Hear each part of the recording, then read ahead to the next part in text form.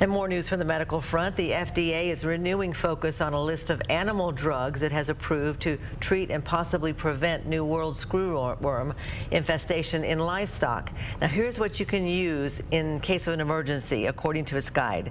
Ivomec injectable solution, F10 antiseptic wound spray or barrier ointment, both with insecticide, Negasunt powder or Dectamax.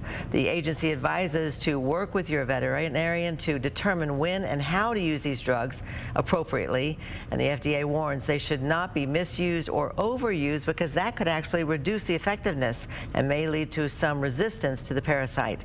All suspected and confirmed cases of the screwworm must be reported to the Texas Animal Health Commission within 24 hours.